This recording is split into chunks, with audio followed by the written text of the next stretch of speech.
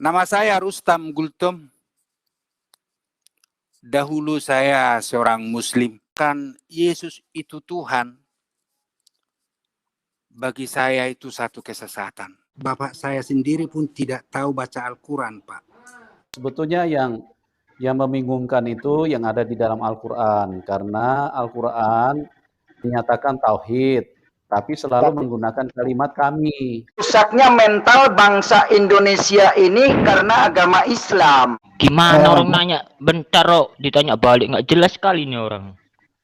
Jawab aja. Enggak, kamu itu Jangan asumsi, saya peringatkan, dan jangan Makanya, mengistilahkan. ya, jadi kalau berbicara itu yang intelektual, Pak.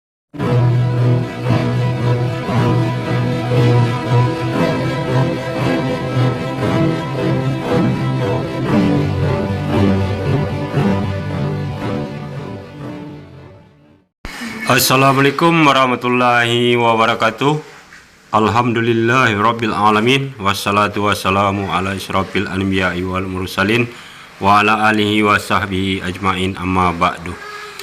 Puji syukur kehadirat Allah Subhanahu wa taala karena kita diberikan waktu dan kesempatan berjumpa kembali melalui channel Salam Satu Akidah. Semoga kita semua dirahmati Allah dan diberi kekuatan serta keteguhan hati di dalam iman Islam tentunya, untuk terus meningkatkan iman serta ketakwaan kita terhadap Allah Subhanahu wa taala.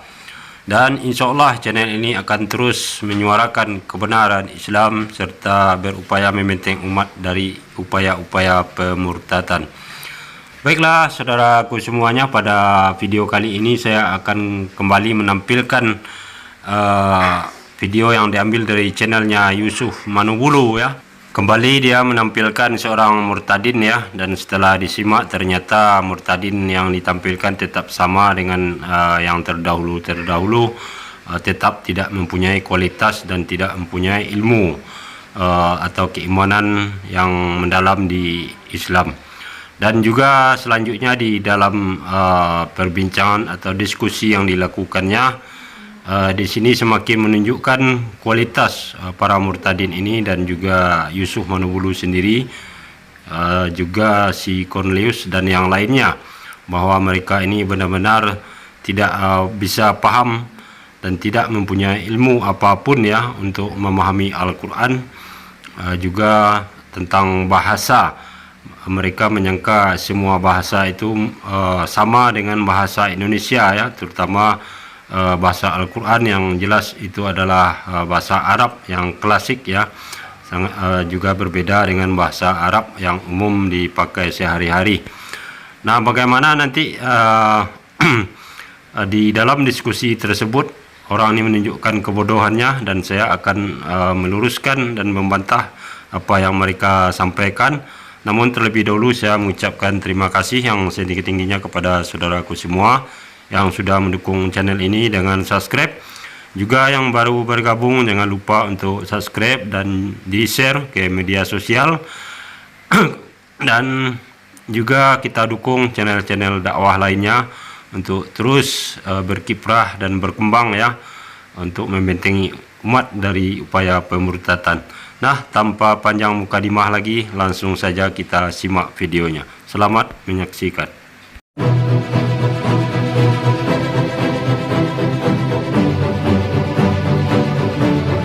Nama saya Rustam Gultom. Dahulu saya seorang Muslim dan kini menjadi pelayan Kristus. Dulu keluarga kami semua, keluarga buyut saya itu semua Muslim, semua Kristen. Bahkan buyut saya itu guru jemaat. Buyut saya ini mempunyai anak 6. Salah satu dari mereka merantau ke Sipirok, Sumatera Selatan. Di sana beliau menjadi Muslim. Saya tidak tahu seberapa lama kakek itu di Sipirok, dan beliau pulang ke kampung. Setelah sampai di kampung, beliau mengislamkan semua keluarga di kampung. Demikian semua menjadi Muslim. Kakek saya Muslim, bapak saya Muslim, bahkan bapak saya itu guru agama Islam. Dan saya sendiri pun lahir Muslim. Saya seorang Muslim yang setia, rajin. Kalau selama bulan Ramadan itu selalu puasa, tidak pernah bolong sehari pun. Dan setelah saya bisa baca Al-Quran, di bulan-bulan puasa, masa-masa traweh, saya selalu ikut baca Al-Quran. Dan saya rajin. Saya bukan pintar, tetapi saya rajin. Teman-teman saya banyak orang Kristen. Ya, namanya orang Batak. Kalau berteman saya senang, tetapi kalau mereka mengatakan Yesus itu Tuhan, bagi saya itu satu kesesatan. Karena bagi saya, Yesus itu hanya sebagai nabi, manusia, putra Maryam. Dan Tuhan itu adalah Tuhan yang mulia, Tuhan yang agung. Tidak satu pun manusia boleh hidup melihat Tuhan. Saking mulianya. Tetapi orang Kristen katakan Yesus itu Tuhan. Bagi saya itu satu kesesatan. Dan kalau saya pikir-pikir Kristen inilah nanti umpan neraka itu, saya pikir. Itulah pikiran dan pandangan saya kepada Kristen. Dan sedikit pun, selintas pun, tidak pernah saya terpikir untuk jadi Kristen. Tidak pernah. Saya bukan membenci Kristen karena itu teman-teman saya. Saudaraku, suatu saat tahun kira-kira 1982, saya merantau ke Jakarta. Saya bekerja di kawasan industri Pulau Gadung. Namanya PT Diet Helm Indonesia. Saya di sana sebagai mekanik. Sehabis bekerja, kami ada 3 orang menuju kamar mandi. Saya agak di depan sedikit, teman saya di belakang. Ada teman sekampung. Semoga beliau melihat video ini. Namanya Mangatur Pakpahan. Dan satu lagi orang Flores. Orang Flores ini bertanya kepada Pak Mangatur. Kita ada kebaktian ya Pak, katanya. Lalu Pak Mangatur bilang iya. Saya pikir kok kata-kata kebaktian ini sering saya dengar di sini. Apa ini kebaktian? Apakah ada organisasi di perusahaan ini yang saya tidak tahu? Sedangkan saya di perusahaan ini, ya mekaniknya. Lalu saya tanya Pak Pakpahan ini, karena dia pun teman sekampung saya. Apa itu kebaktian Bang? Saya bilang. Dia diam. Dalam hati saya kebaktian itu makan-makan. Ya maklum karena pulang kerja udah lapar. Dalam hati saya, apa makan-makan ya? Saya pikir. Nah, saya bilang, saya sudah lapar, saya bilang. Lalu Pak Mangatur ini bilang, ayolah, kalau kamu lapar, apapun yang kau inginkan ada di sana, katanya.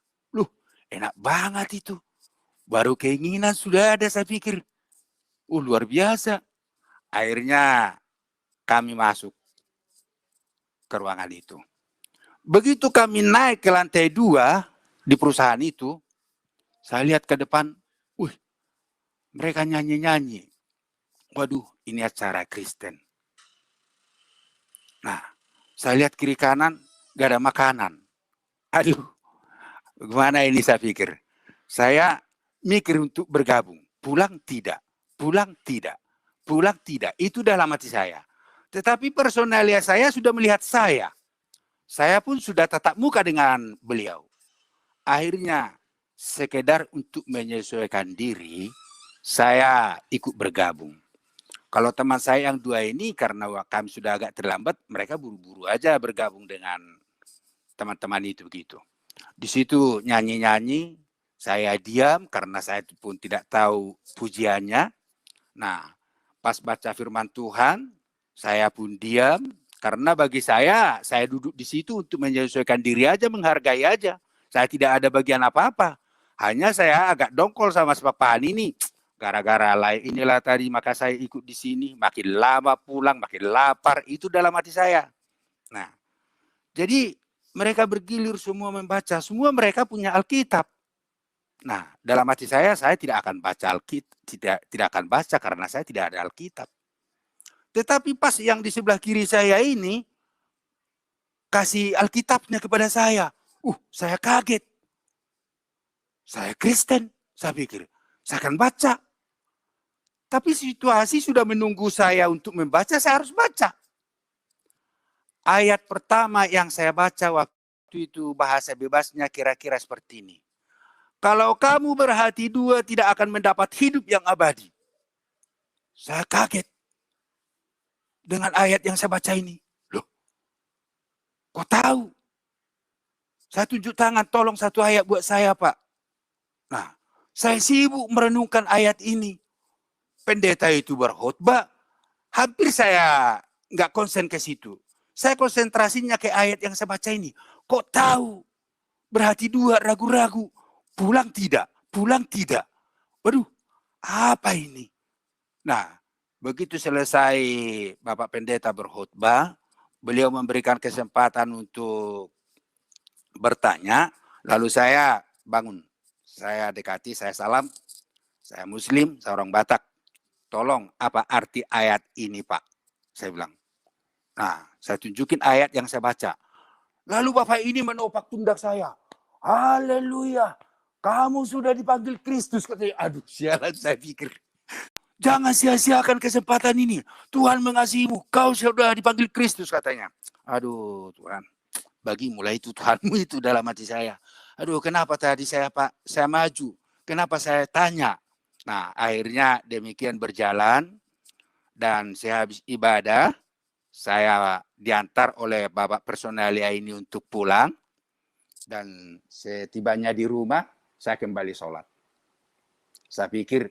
Masa kamu saya ikuti, bapakku kutinggal, bapakku sudah almarhum, pesannya pun kepada saya, rajin-rajin amang beragama ya, katanya. Nah, jadi itu pesannya, pesan bapak saya waktu meninggal. Suatu saat karena pekerjaan Tuhan, memang saya suka baca Alkitab. Saya mau bekerja, pagi-pagi saya baca Alkitab, ya masuk, enak, firman itu saya baca enak. Suatu saat saya membaca firman Tuhan, dikatakan begini, bangsa ini memuliakan aku hanya dengan mulut. Namun ajaran yang mereka pegang adalah ajaran nenek moyang mereka. Aduh Tuhan, ampun Tuhan, akulah itu Tuhan, saya pikir. Saya dihantam betul-betul, akulah itu Tuhan. Saya lebih berpegang kepada perkataan orang tua saya, rajin amang beragama, daripada firman Tuhan. Sekarang aku bertobat Tuhan. Aku minta ampun Tuhan. Saya mau mengutamakan Tuhan. Di situ saya ambil keputusan untuk bergereja. Oke Pak Sarul, silakan Pak. Apa yang mau disampaikan Pak Sarul? Silakan. Baik, terima kasih Pak Yusuf. Ya. Saya langsung ke Pak Rustam saja. Iya Pak. Silakan. Baik, terima kasih Pak Rustam. Saya ingin masuk pada kesaksian Bapak saja, bahwasannya tadi di awal Bapak sebagai mekanik ya, kebetulan Bapak pada saat itu lapar. Iya. Begitu ada kawan Bapak yang Kristen yang mengajak pada kebaktian. Iya. Bingung apa ini kebaktian. Betul. Ini yang saya rasa ya, bahwa ini ada suatu keanehan bahwa di tanah Batak itu bukanlah sesuatu yang aneh kata kebaktian ya. Tapi itu nggak usah dipermasalahkan. Saya mendengarnya aneh saja. Lalu Bapak melihat personalia Bapak di situ. Iya. Dan Bapak ingin menarik diri dari keadaan itu, Bapak agak berat gitu ya. Lalu Bapak mengikuti kebaktian ataupun peribadatan orang yang menurut agama Bapak saat itu adalah sesuatu yang dimurkai Allah. Iya. Gitu ya Pak ya? Iya. Saya jujur tidak pernah ingin bertanya tentang keadaan Bapak sebagai orang Kristen ya. Saya hanya ingin bertanya tentang pada saat Bapak sebagai Islamnya. Yang saya tangkap dari apa yang Bapak sampaikan, saya tidak melihat ada kesalahan Islam sehingga Bapak meninggalkan Islam. Jadi satu pertanyaan saya. Iya, Pak. Saya bukan tidak percaya bahwa Bapak murtadin, bukan tidak percaya Bapak dari Muslim. Iya. Itu adalah hak Bapak dan keadaan Bapak. Saya tidak perlu ngeceknya ya. Cuma pertanyaan saya, pada saat Bapak mengatakan almarhum Bapak itu memberikan wasiat kepada Bapak, rajin-rajinlah beragama, kan begitu ya, ngomong ke anaknya itu gitu ya. Pertanyaan yang sederhana saja buat Bapak. Konsep tauhid apa yang diajarkan bapaknya Bapak terhadap Bapak pada saat Bapak di Islam? Silakan, Pak. Jadi maklum kalau di kampung itu, Pak, boleh saya katakan bapak saya sendiri pun tidak tahu baca Al-Quran, Pak. Jadi boleh dikatakan pengertian atau pengetahuan tentang agama itu mungkin jabatannya aja yang guru. Maaf kalau orang tua saya. Dan kata kebaktian itu tadi ternyata di kampung saya itu bukan kebaktian, itu kan bahasa Indonesia, Pak. Di kampung saya itu bahasa Batak. Ternyata pertanyaan, Pak. Ya, demikian, Pak. Itu maksud saya, itu bukan pertanyaan saya. Pertanyaan saya itu konsep tauhid apa yang diajarkan oleh Bapak kepada Bapak dengan kalimat tadi itu, rajin-rajinlah beragama, kan begitu. Konsep tauhid apa yang diajarkan kepada Bapak selaku anaknya, itu pertanyaan saya. Hanya itu aja, karena saya rajin ya dalam puasa, rajin sholat. Nah, hanya itu aja. Jadi ketika orang tua saya itu mau meninggal, bahasa Bataknya begini, rajin mahuamang beragama. Ya, rajinlah kau nak beragama, itu aja. Baik, artinya sepanjang yang saya dengar Bapak tadi, tidak ada kelemahan Islam sehingga Bapak menerima Kristen. Hanya Bapak merasa senang saja membaca Alkitab, gitu Pak ya? Gitu Pak ya? Jadi saya tidak, maka saya awali tadi, saya bukan orang pintar dalam agama Islam, dan saya bukan orang pintar dalam agama Kristen. Namun waktu yang semakin membekali saya, pengetahuan saya dalam kekristenan. Seperti itu, Pak. Baik, udah saya tangkap. Jadi emang Bapak tidak paham Islam, hanya Islam saja ya? Sholat saja ya? Ya, baik. Nah, udah saya dapatkan kesimpulannya. Terima kasih, Pak. Baik, saudaraku semuanya, saya akan tambahkan ya atas pertanyaan saudara Muslim kita terhadap murtadin yang ditampilkan oleh Yusuf Manubulu ini ya. Jadi setiap orang memang berhak untuk berkata dan mengaku apa saja ya, dan tentu setiap ucapan yang keluar dari mulutnya tentu akan dicerna dan dipahami, kemudian dikoreksi oleh para pendengar ya. Dan masalah pengakuan itu bisa saja setiap orang melakukannya, anak TK ataupun anak SD pun bisa ya, kalau hanya sekedar mengaku-ngaku. Namun apakah benar pengakuan tersebut sesuai dengan yang ada, tentunya kita perlu melihat dari segala sisi ya. Nah, sekarang kita uji apa yang dikatakan si bapak tadi. Di awal dia mengaku bahwa bapaknya sendiri ya, atau orang tuanya dahulu adalah seorang guru mengaji. Dan kemudian ketika ditanya oleh saudara Muslim kita, dan ternyata bapaknya itu tidak bisa baca Al-Quran dan juga tentang ilmu agama. Nah, ini tentu suatu keanehan yang tidak bisa diterima oleh akal sehat, apalagi di dalam ajaran agama Islam ya, karena seharusnya, dan itu merupakan syarat mutlak seorang guru mengaji itu harus bisa membaca Al-Quran ya, dan juga terjemahannya serta ilmu hadis lainnya ya. Dan ini artinya apa yang disampaikan si Bapak ini sangat diragukan kebenarannya. Kemudian satu lagi yang mungkin lupa oleh Bapak ini dan juga Yusuf Manubulu ya, di video-video sebelumnya sama saja setiap murtadin yang ditampilkan, mereka ini menganggap bahwa setiap yang bisa mengaku Islam itu tingkat keimanannya sama semua ya. Nah, disinilah letak ketidaktahuan atau kebodohan orang ini, karena Muslim yang beriman tentu akan kelihatan kualitas seseorang itu akan berpengaruh kepada sikap dan kepribadian orang tersebut ya, yang menunjukkan bahwa seseorang itu beriman kepada Allah dan tidak akan tergoyahkan keimanan tersebut dengan apapun juga. Nah, inilah suatu kelemahan orang ini yang selalu mengaku murtad ini.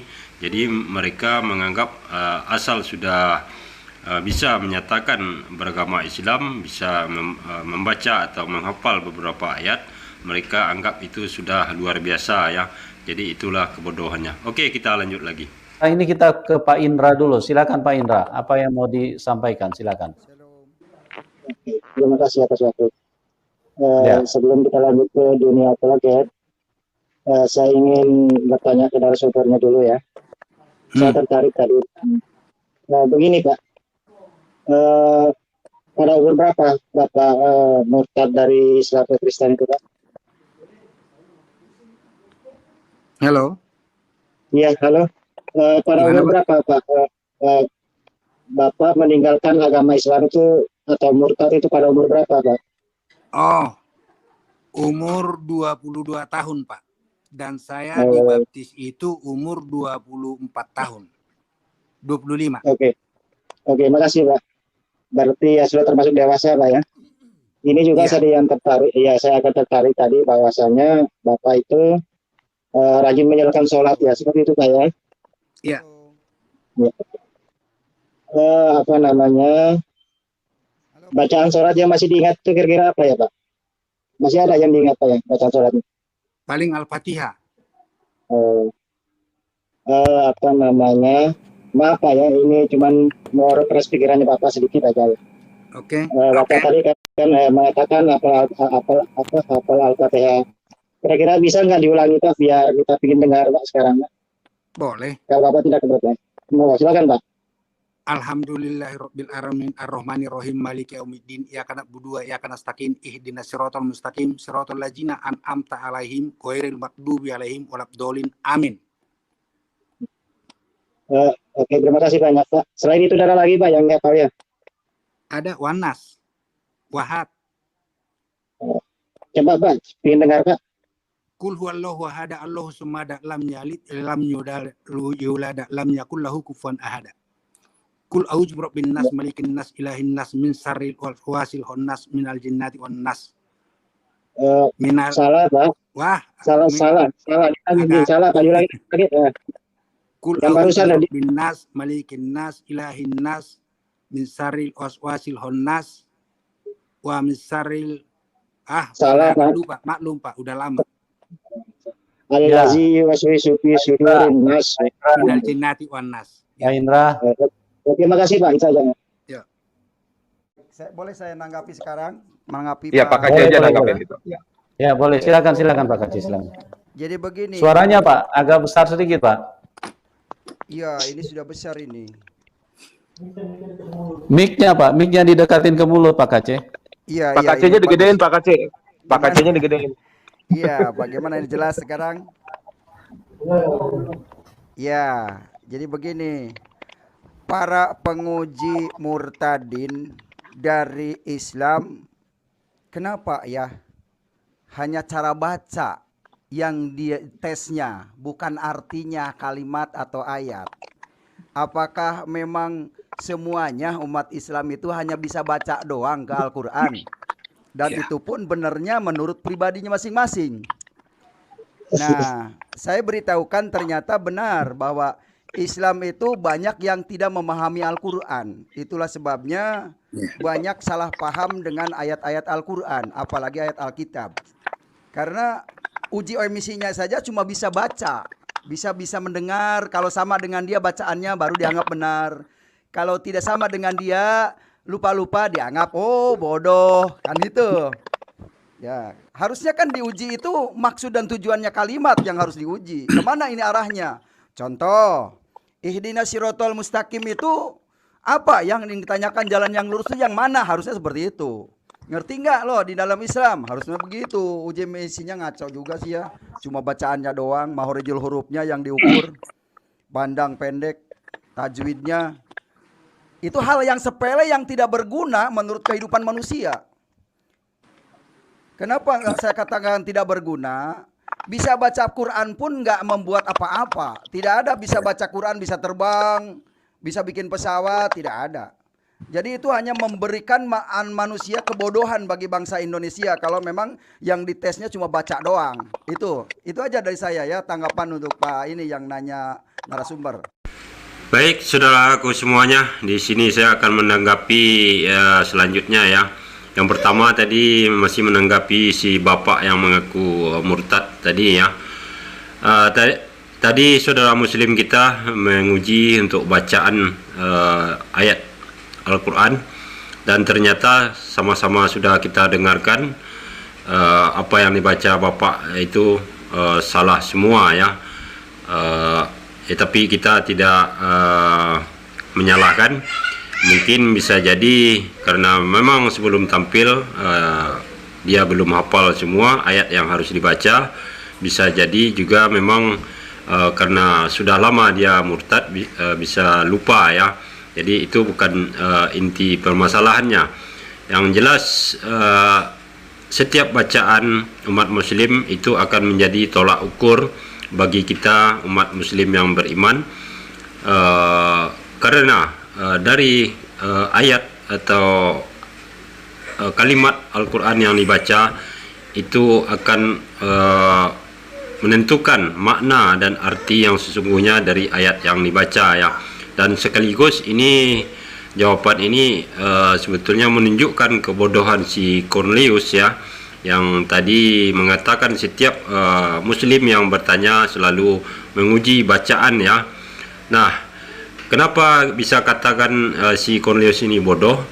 Karena apapun di dunia ini untuk menjelaskan hal apapun itu pasti menggunakan huruf, kata dan kalimat. Nah, sedangkan yang kata dan kalimat sudah jelas pun kadang orang salah memahaminya, apalagi yang tidak benar kata atau kalimat yang diucapkan, maka akan lebih menyesatkan seseorang. Nah, analoginya seperti ketika kita mau masuk sebuah rumah, tidak mungkin ujuk-ujuk kita langsung bisa sampai ke dalam rumah ya, tanpa melewati pintu rumah tersebut. Nah, pintu ini adalah seperti kata atau kalimat yang diucapkan.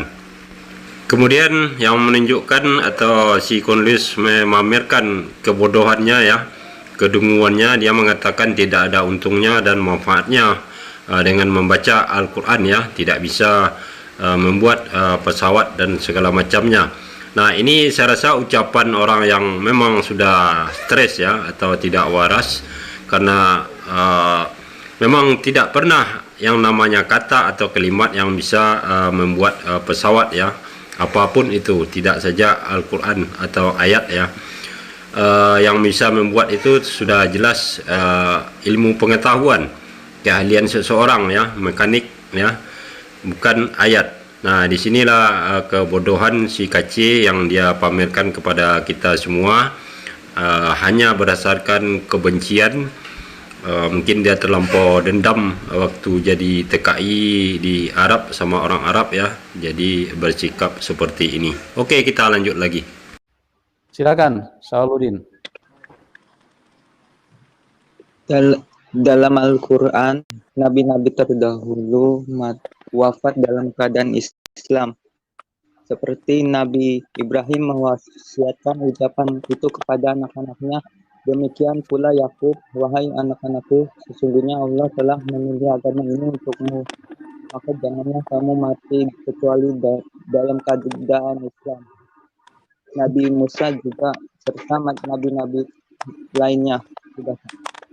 Terus kalau menyampaikan harus berdasarkan ayat, ya, jangan cuma berdasarkan asumsi atau keterangan pribadi.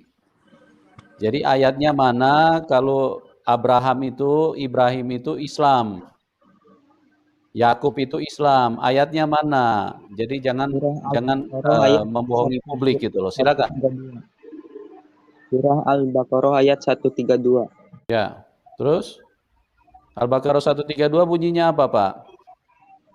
Dan Ibrahim mewasiatkan ucapan itu kepada anak-anaknya, demikian pula Yakub, wahai anak-anakku, sesungguhnya Allah telah memilih agama ini untukmu, maka janganlah kamu mati kecuali dalam keadaan Islam. Muslim. Di dalam surat apa itu, Pak? Al-Baqarah ayat 132. Oke. Silakan Pak Sian ditanggapi, Pak Sian, silakan. Oke, begini Pak. Di dalam beberapa ayat di Al-Qur'an dikatakan bahwa Muhammad adalah muslim pertama loh, Pak. Di surat Al-An'am nomor 163. Saya bacakan. Tiada sekutu baginya, dan demikian itulah yang diperintahkan kepadaku. Di situ Muhammad. Dan aku adalah orang yang pertama-tama menyerahkan diri kepada Allah, dalam kurung pada Allah, ya. Terus ayat 14 surat Al-An'am. Katakanlah, apakah akan aku jadikan pelindung selain dari Allah yang menjadikan langit dan bumi, padahal Dia memberi makan dan tidak memberi makan? Katakanlah, sesungguhnya aku diperintah supaya aku menjadi orang yang pertama kali menyerah diri kepada Allah. Dan janganlah sekali-kali kamu masuk golongan orang musyrik, Pak. Nah, begitu, Pak. Terus ada lagi. Di surat Al-Anbiya, ayat 25. Tuh, ada Pak Aceh nih, jadi saksi nih, ya. Saya bacakan. Dan kami tidak mengutus seorang rasul pun sebelum kamu. Jelas, Pak, ya. Melainkan kami wahyukan kepadanya bahwasanya tiada Tuhan yang hak melainkan aku Allah, maka sembahlah olehmu sekalian akan aku. Jadi jelas di sini, di Al-Anbiya ayat 25. Dan kami tidak mengutus seorang rasul pun, tidak seorang rasul pun, Pak. Ya, bahwasanya tiada Tuhan melainkan aku. Baik, saudaraku semuanya, kita akan tanggapi lagi di sini ya. Tadi saudara Muslim mengatakan bahwa di dalam Al-Quran, di surah Al-Baqarah ayat ke-132, bahwa menyatakan Nabi Ibrahim itu juga adalah seorang Muslim ya, dan ini ditolak dan dibantah oleh saudara Kristen ya, karena mengatakan bahwa orang yang pertama dikatakan Islam adalah Nabi Muhammad katanya ya. Nah, sekarang kita lihat dulu ayat ke-132 Al-Baqarah ini, dan yang bunyinya, dan Ibrahim mewasiatkan ucapan itu kepada anak-anaknya, demikian pula Yakub, wahai anak-anakku, sesungguhnya Allah telah memilih agama ini untukmu, maka janganlah kamu mati kecuali dalam keadaan muslim. Nah, di sini kekeliruan orang ini adalah menyangka bahwa Islam itu sama dengan Muslim. Nah, sinilah kekeliruannya ya. Karena yang di Islam belum tentu itu seorang Muslim yang beriman. Jadi Muslim di sini maksudnya terhadap Nabi Ibrahim adalah yang mengajarkan hanya menyembah kepada satu Tuhan ya, menyembah kepada Tuhan yang Esa, yaitu Allah Subhanahu Wa Taala. Walaupun belum ada ajaran-ajaran Islam seperti sekarang, yang pasti itulah inti dari ajaran Islam, yaitu mengesakan Allah Subhanahu Wa Taala. Kemudian dia mengatakan bahwa Nabi Muhammad adalah Islam yang pertama ya, sesuai dengan ayat di dalam Al-Quran Al-An'am 163 yang berbunyi, tidak ada sekutu baginya dan demikianlah yang diperintahkan kepadaku dan aku adalah orang yang pertama berserah diri, dalam kurung Muslim. Nah, di ayat ini sangat terjelas orang-orang ini salah dalam memahami ayat 163 Al-An'am ini, karena arti kata berserah diri atau Muslim, nah inilah yang dimaksud seperti ayat yang tadi disampaikan saudara Muslim, Al-Baqarah ayat 134 ya, sama dengan Nabi Ibrahim, artinya yaitu mengesahkan Allah ya, mengesahkan Tuhan, yaitu Allah Subhanahu wa taala. Maka itu orang-orang yang sudah berserah diri itu baru bisa disebut Muslim ya. Tidak seperti murtadin yang tampil selalu mengatakan Islam. Nah, itu makanya setiap Islam belum tentu Muslim. Nah, Muslimnya pun bisa kita lihat dari tingkah laku orang tersebut, kepribadiannya, juga akhlaknya, itu akan mencerminkan kemuslimannya dan juga iman yang sudah benar-benar berserah diri kepada Allah ya. Kemudian yang satu lagi ya, bantahan mereka yang mengutip ayat Al-Anbiya ayat 25, yaitu yang berbunyi, dan kami tidak mengutus seorang rasul pun sebelum engkau Muhammad, melainkan kami wahyukan kepadanya bahwa tidak ada Tuhan yang berhak disembah selain aku, maka sembahlah aku. Nah, di sini sebenarnya bantahan orang tersebut sekaligus menunjukkan kebodohannya dalam memahami ayat Al-Quran ya. Karena di sini ada kata tidak mengutus seorang rasul pun sebelum engkau Muhammad. Artinya di sini orang ini tidak bisa membedakan mana rasul dan mana nabi. Nah, sinilah letak kebodohannya, karena mereka menganggap nabi dan rasul itu sama ya, padahal sangat berbeda, karena nabi itu hanya diberikan petunjuk dan wahyu untuk dirinya sendiri, sementara rasul itu ibaratnya sebagai juru bicara ya, yang harus disampaikan sesuai apa yang difirmankan Allah kepada umat manusia. Oke, kita lanjut lagi. Kita ke Aditya dulu. Pak Aditya, silakan Pak Aditya. Oke. Apa namanya? Saya ingin bertanya ini ya, bahwasanya Pak Aceh ini kan sering mencela-cela orang Islam itu mendirikan sholat atau tiang agama katanya kan. Nah, sementara Yesus sendiri itu ya mendirikan tiang agama juga, seperti apa yang dituduhkan oleh Pak Aceh. Nah, maka supaya saya tidak dikatakan berasumsi, maka di sini akan saya melampirkan ayatnya. Bunyinya begini, Matius 26 ayat 39. Maka ia maju sedikit, lalu sujud dan berdoa, katanya, ya Bapakku, jikalau sekiranya mungkin, biarlah cawan ini lalu daripadaku. Ya. Nah, terus di ayat yang lain juga ada. Di ayat yang lain di Tawarik 73. Ketika segenap orang Israel melihat api itu turun dan kemuliaan Tuhan meliputi rumah itu, berlututlah mereka di atas lantai dengan muka mereka sampai ke tanah, lalu sujud menyembah dan menyanyikan syukur bagi Tuhan, sebab ia baik, bahwasanya untuk selama-lamanya kasih setianya. Demikian lagi juga di ayat Yosua kan, Yosua 7 ayat 6. Yosua pun menggoyahkan jubahnya dan sujudlah dia, bla bla bla bla. Yang ingin saya tanyakan di sini, ajaran Yesus kan mencontohkan sujud seperti umumnya umat Islam itu sholat. Tapi kenapa Pak Aceh di sini selalu mencela dan menistakan bahwasanya orang Islam itu sholat dikatakan mendiri tiang agama dan tidak bakalan selamat? Ini bagaimana dengan ayat Bible sendiri yang justru menganjurkan sujud untuk beribadah gitu loh? Tidak seperti yang ada di gereja-gereja selama ini itu ya seperti ya bernyanyi dan sebagainya seperti itu. Monggo silakan.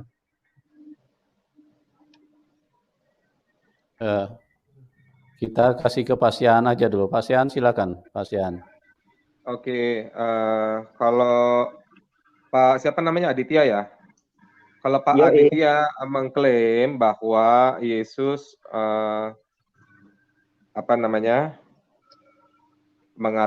mendirikan tiang agama, oke lah, kami terima saja. Tapi tiang agamanya beda ya Pak. Nah, tiang agama yang dibangun Yesus, gara-gara Yesus mengaku, akulah dia disalib, dibunuh. Karena menyamakan dirinya dengan Allah, dan Yesus menyatakan bahwa Allah adalah Bapanya sendiri. Artinya Yesus menyatakan dirinya adalah Bapa itu sendiri. Sementara orang Yahudi sudah berkata, kami tidak dilahirkan dari zina, Bapa kami satu, yaitu Allah. Nah, tapi Yesus berkata bahwa orang Yahudi lalu berkata bahwa Yesus menyebut Allah adalah Bapanya, gitu. Maka dengan begitu Yesus menyamakan diri dengan Allah. Nah, terus begini ya Pak, kalau Bapak mengambil kata proskuneo dari bahasa Yunaninya itu Yesus sujud, Yesus itu rebah Pak, ya. Tapi it's okay. Di Ibrani 1 ayat 6 ya berbunyi begini Pak, ketika ia mengutus anaknya yang sulung ke dunia, hendaklah semua malaikat sujud menyembah dia. Jadi malaikat harus sujud menyembah kepada Yesus, bukan manusia loh Pak. Malaikat disuruh sujud kepada anak manusia yang namanya Yesus. Nah, disinilah pintarnya orang-orang umat terjemah ini ya, yang suka lari dari kenyataannya. Seperti yang sudah dikemukakan saudara muslim kita, bahwasannya Yesus itu juga sujud kepada Allah, sementara umat Kristen tidak ya, dan dia membawanya ke dalam bahasa Ibraninya itu rebahan.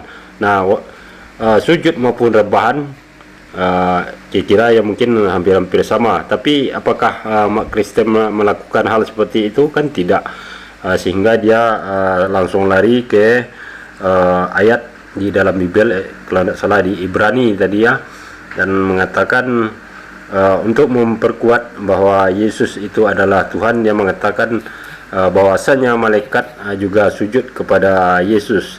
Nah, di sini kembali saudara Kristen ini menunjukkan bahwa dia memang tidak cukup ilmu ya dalam memahami Al-Quran, sementara di ajaran Islam sudah sangat jelas. Jangankan Yesus ya, yang baru 2000 tahun yang lalu, Nabi Adam aja yang pertama kali adalah nenek moyang kita, manusia pertama yang diciptakan Allah, itu malaikat juga disuruh atau diperintahkan sujud kepada Nabi Adam ya. Dan itu ayatnya terdapat di dalam surah Al-Baqarah ayat ke-34 yang bunyinya, dan ingatlah ketika kami berfirman kepada para malaikat, sujudlah kamu kepada Adam, maka mereka pun sujud kecuali iblis. Ia menolak dan menyombongkan diri, dan ia termasuk golongan yang kafir. Jadi kalau hanya gara-gara malaikat yang sujud ke Yesus itu dinyatakan Yesus sebagai Tuhan, ini sangat keliru sekali ya, karena ternyata Nabi Adam lebih dulu ya para malaikat sujud kepada Nabi Adam. Oke, kita lanjut lagi. Ya, lalu saya ambil lagi dari Yohanes 4 ya. Di sini dikatakan ayat 21, Yohanes 4 ayat 21 dan seterusnya saya bacakan. Kata Yesus kepadanya, percayalah kepadaku hai perempuan, saatnya akan tiba bahwa kamu akan menyembah Bapa, bukan di gunung ini dan bukan juga di Yerusalem. Ya. Jadi bukan di gunung ini orang Samaria, dan bukan juga di Yerusalem orang Yahudi, di Bait Elohim yang ada di Yerusalem, Bait Mikdas ya. 22, kamu menyembah apa yang tidak kamu kenal, kami menyembah apa yang kami kenal, sebab keselamatan datang dari bangsa Yahudi. Di ayat sini seolah-olah kami di sini menyertakan Yesus juga menyembah apa yang Yesus kenal, seolah-olah. Ayat 23, Yesus berkata, tetapi saatnya akan datang dan sudah tiba sekarang. Jadi bukan akan datang lagi, tapi sudah tiba sekarang, bahwa penyembah-penyembah benar akan menyembah Bapa dalam roh dan kebenaran. Ya, jadi kalau nyembah Yahweh, Elohim, Yehova, itu dalam roh dan kebenaran. Sebab Bapa menghendaki penyembah-penyembah demikian. Kata Yesus ya. Terus ayat 24, kata Yesus lagi, Allah itu roh. Di dalam Al-Quran Allah bukan roh, Pak. Ya, Allah itu roh, dan barang siapa menyembah Dia harus menyembahnya dalam roh dan kebenaran. Lalu ayat 26-nya Yesus berkata, kata Yesus kepadanya, akulah Dia yang sedang berkata-kata dengan engkau. Jadi yang dikatakan Yesus menyembah Allah, menyembah Bapa dalam roh dan kebenaran, itu adalah akulah Dia yang kamu sembah itu. Maka benar Ibrani 1 ayat 6, ketika Ia mengutus anaknya ke dunia, hendaklah semua malaikat sujud menyembah Dia. Itu, Pak. Balikan ke Anda, silakan. Apa yang Anda mau sampaikan, silakan. Oke, katanya tadi itu bahwasanya malaikat itu kan sujud kepada Yesus. Dan kita ketahui bahwasanya Yesus juga lahir dari seorang ibu tanpa ayah. Sementara Nabi Adam juga ya diciptakan itu tanpa ayah dan ibu. Dan malaikat sama iblis pun disuruh sujud sama Tuhannya Yesus. Jadi di sini maka timbul pertanyaan, bagaimana seorang Tuhan itu bisa sujud menyembah kepada Tuhannya gitu loh. Terus Tuhan siapa yang disembah oleh Yesus ini ketika dia sujud itu dan berdoa itu di bait sucinya itu? Ini kan timbul pertanyaan juga. Apakah Yesus ini menyembah kepada dirinya sendiri atau ada Tuhan lain? Ya seperti Tuhan Bapa seperti itu kan. Karena akal sehat kita ya akan bertolak belakang. Kok bisa ada Tuhan Bapa sujud menyembah kepada Tuhan itu loh. Jadi ini gimana ini penjelasannya? Monggo. Oke, saya jelaskan ya, Pak. Pertama saya ambil dulu premis Bapak ketika Bapak bilang akal sehat Anda. Anda tuh manusia. Akal sehat Anda bukan akal sehat Tuhan, Pak. Jadi jangan menjangkau Tuhan dengan akal sehat manusia. Nanti jadi nggak sehat menurut Tuhan. Gitu ya, Pak. Nah, tapi kan Yesus 100% manusia Tuhan. Iya, akal manusia bukan akalnya Tuhan, Pak. Jauh. Sekarang Bapak aja berhadapan dengan orang-orang fisika aja masih jauh akal Bapak dengan orang-orang ahli fisika. Nah, sekarang begini ya, Pak. Yang tadi Bapak tanya, itu bagaimana kok Tuhan menyembah kepada Tuhan, Tuhan berkata-kata kepada Tuhan, kan begitu? Nah, tetapi sebentar dulu. Aku adalah Alpha dan Omega, di situ kan aku di situ kan bukan Yesus. Kecuali kalimat Yesus, itu Pak. Begini. Sebentar dulu. Yesus, kecuali Pak. kalimat Yesus, Pak. Sebentar. Kecuali kalimat itu berbunyi, Yesus adalah Alpha dan Omega, maka valid itu informasinya. Kalau Yesus yang berkata, sebentar. Kalau Yesus yang berkata Yesus adalah Alpha dan Omega, terus orang yang berbicara menunjuk yang lain. Di situ yang sedang berkata adalah Yesus, maka Yesus menyebut dirinya dengan kata ganti orang pertama tunggal. Aku adalah Alpha dan Omega. Gitu. Wahyu berapa itu? Jadi Alkitabnya baca dulu semua, Pak. Jangan ujuk-ujuk Yesus baru lahir. Bapak baca ayat-ayat yang berkata Yesus ngomong nih, sebelum Abraham jadi aku telah ada. Gitu. Aku Alfa dan Omega. Ya, Wahyu 1 ayat 8, Wahyu 21 ayat 6. Terus Wahyu 22 ayat 13. Ya, di situ Yesus menyebutkan dirinya aku. Berarti kata ganti orang pertama tunggal, Pak. Lalu di dalam perjanjian yang lama, Yehova berkata, aku yang terdahulu dan yang terkemudian. Di situ Yehova pakai kata aku. Jadi nggak boleh ada dua aku, Pak. Kalau namanya yang awal tuh mesti satu oknum. Kalau dia dua oknum, maka Yesus berkata, atau Yehova berkata, kami Alfa dan Omega. Aturannya begitu. Tapi tidak, Pak. Bukan seperti di Al-Quran Allah pakai kata-kata kami. Enggak. Ya, aku Alfa dan Omega. Firman Tuhan Allah yang maha kuasa. Namanya maha kuasa satu orang, Pak. Satu oknum. Namanya maha. Gitu. Aku yang maha kuasa. Bukan kami, Pak. Gitu.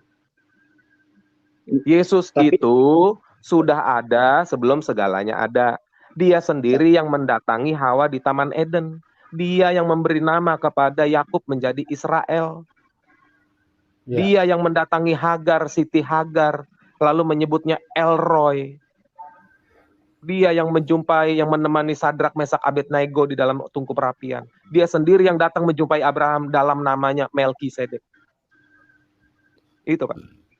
Ya, jelas ya Pak Aditya ya. Jadi sebetulnya yang membingungkan itu yang ada di dalam Al-Quran. Karena Al-Quran menyatakan tauhid, tapi selalu menggunakan kalimat kami. Nah, kami ini kan berarti kan tidak tunggal, ya. Sementara ajaran yang disuarakan selalu mengatakan tauhid.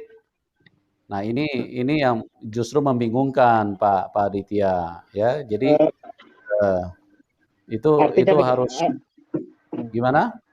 Artinya begini, di Wahyu 21 tadi dari ayat 1 sampai ayat terakhir itu tidak ada disebutkan nama Yesus sama sekali di situ, saya baca itu.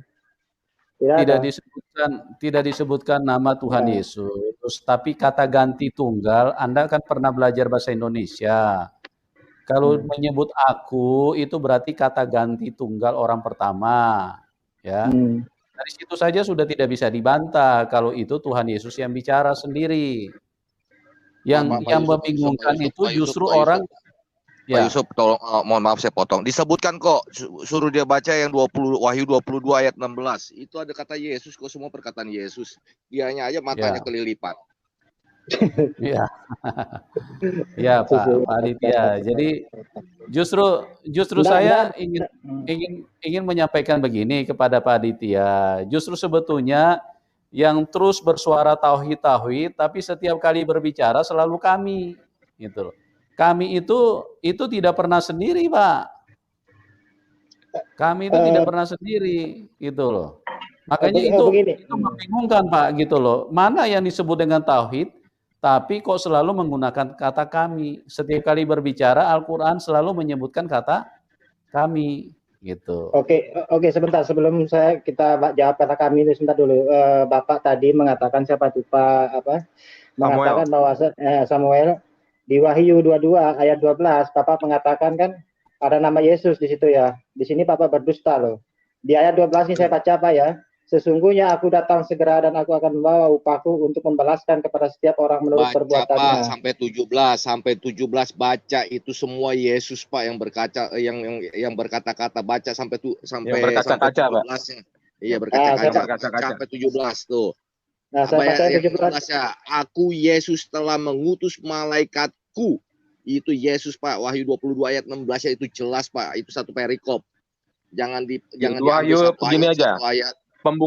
Pembukaannya saja Wahyu 1 ayat 1 itu sudah dikatakan, inilah wahyu Yesus Kristus yang dikaruniakan Allah kepadanya. Jadi itu adalah wahyu Yesus Kristus. Gitu ya. Yang dikaruniakan Allah kepadanya. Nya di situ adalah Kristus. Nah, Yesus disebut Kristus menurut Lukas 2 ayat 11, itu adalah Yehova yang menjadi manusia sesuai dengan Yesaya 43 ayat 11. Nah, jadi kalau dibaca, inilah wahyu Yesus Kristus yang dikaruniakan Allah, ntar Muslim bilang, tuh kan, Yesus dikaruniai oleh Allah, berarti Yesus bukan Allah. Itu jadi ngaco gitu loh. Jadi maksudnya Allah mengkaruniakan firman-Nya kepada tubuh anak manusia. Gitu, kepada anak manusia. Makanya Yesus disebut Kristus. Allah sendiri namanya adalah Yesus.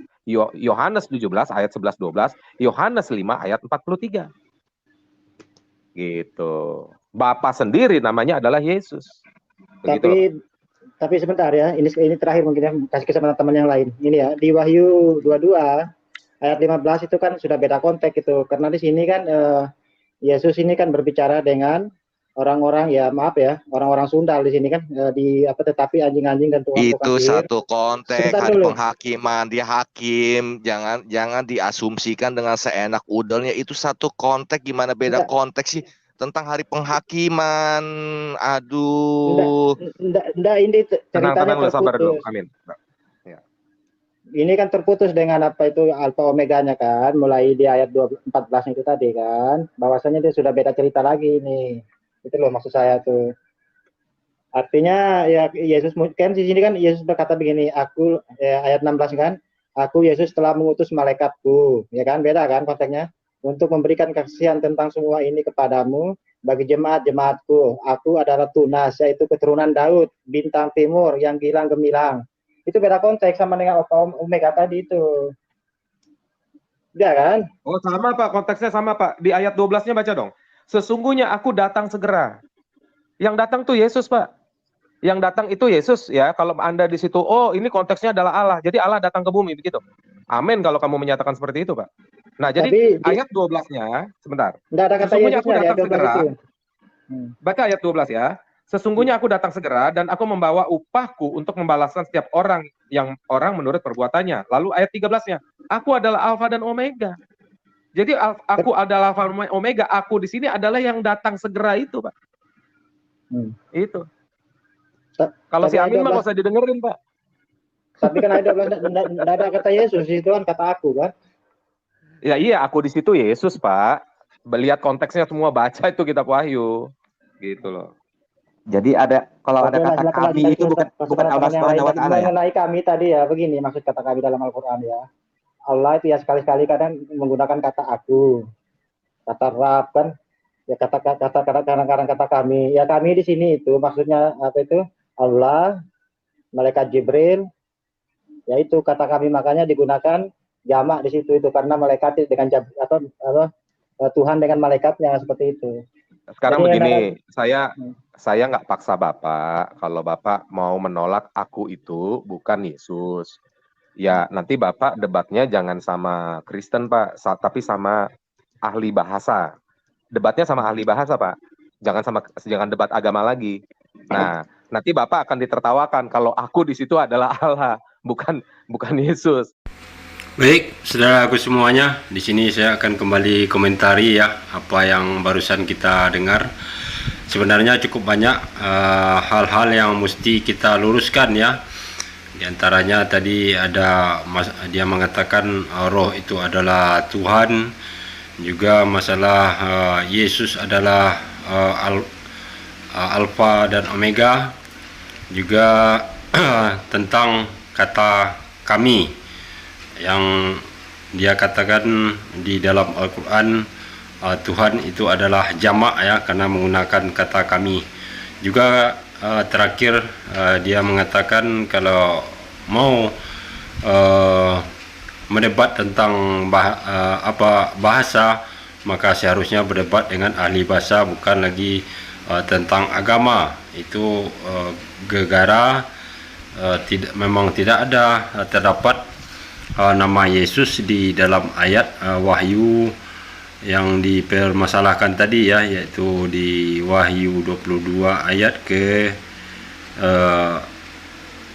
berapa tadi itu kalau tidak salah. Memang tidak ada terdapat di situ nama Yesus ya. Cuma jawabannya disuruh berdebat dengan ahli bahasa. Nah, di sini sebenarnya orang-orang ini benar-benar menunjukkan puncak kebodohannya. Kenapa? Yang pertama, walaupun kita berdebat tentang agama, maka apa yang kita perdebatkan itu sudah pasti itu awalnya dari huruf, kata, dan kalimat ya. Jadi artinya di situ mau tidak mau kita memang harus mengkoreksi setiap kata, setiap kalimatnya. Artinya itu adalah bahasa. Jadi tidak bisa dipisahkan antara untuk menjelaskan tentang agama itu harus menggunakan bahasa ya. Sedangkan untuk menjelaskan Tuhan pun tetap menggunakan kata dan bahasa. Nah, itu yang pertama. Kemudian yang ingin betul saya jelaskan di sini adalah perihal mereka mengatakan bahwa Tuhan di dalam Al-Quran itu adalah banyak. Artinya karena menggunakan kata kami, karena setiap Allah berfirman itu menggunakan kata kami. Nah, ini sebenarnya menunjukkan bahwa mereka memang kurang wawasan, kurang pengetahuan, kurang ilmu, apalagi dalam memahami Al-Quran. Nah, kata kami itu seperti contoh innahnu nazalna zikra. Jadi kata kami dalam bahasa Arab, kata we dalam bahasa Inggris itu sangat berbeda dengan kami dalam bahasa Indonesia ya. Jadi inilah kesalahan umat terjemahan yang hanya mengandalkan terjemahan dalam bahasa Indonesia, dalam bahasa ibu kita, yang sangat jauh berbeda kalau dibandingkan dengan bahasa Arab. Bagaikan langit dan bumi ya, perbandingan kosakata saja itu sangat jauh berbeda. Kemudian bahasa Arabnya nahnu. Nah, itu adalah mutakalim ma'al gair ya, sang yang maksudnya sang pembicara dengan yang lainnya. Suatu contoh, kalau kita dalam bahasa Arab berbicara dengan sebaya atau sepadan, maka kalimatnya adalah kaifa haluka. Dan kalau kita berbicara dengan orang yang punya jabatan atau orang terhormat namun tetap satu orang, maka kalimatnya adalah kaifa halukum. Nah, di sini saja sudah nampak perbedaan bahasa Arab itu ya, antara orang yang terhormat dengan orang yang sebaya atau sepadan dengan kita itu berbeda cara pengucapannya, kalimatnya.